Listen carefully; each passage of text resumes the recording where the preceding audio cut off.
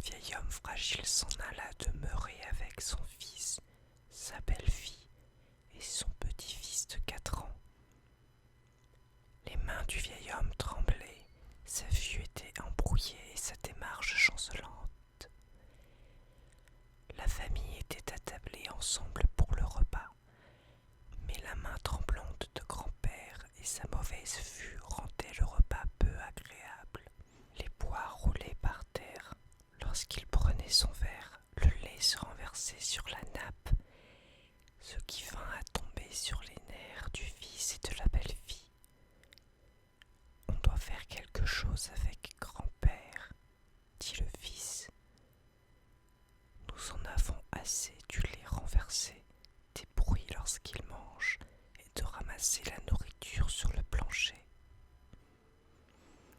Alors, le fils et sa femme montèrent une petite table dans le coin.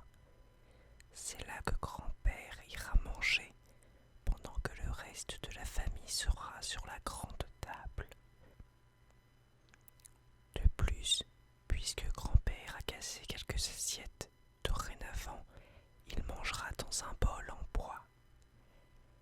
Lorsque la famille regardait dans le coin, quelquefois, il pouvait voir une larme sur la joue de grand-père qui était assis tout seul.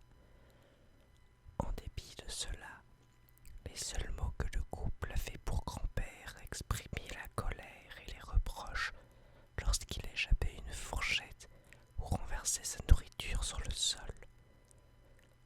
Le jeune de 4 ans regardait tout cela en silence. Un soir, avant le souper, le père remarqua son fils qui jouait dans son atelier et nota des coupeaux de bois sur le plancher. Il demanda gentiment « Qu'es-tu en train de faire ?» Tout aussi gentiment, le fils répondit « Ah, je fais un bol en bois pour toi et maman pour manger lorsque je serai grand. » Les parents furent tellement surpris par ces paroles qu'ils étaient incapables de parler. Et puis, quelques larmes coulèrent sur leurs joues. Ils ne disaient rien, mais savaient quoi faire.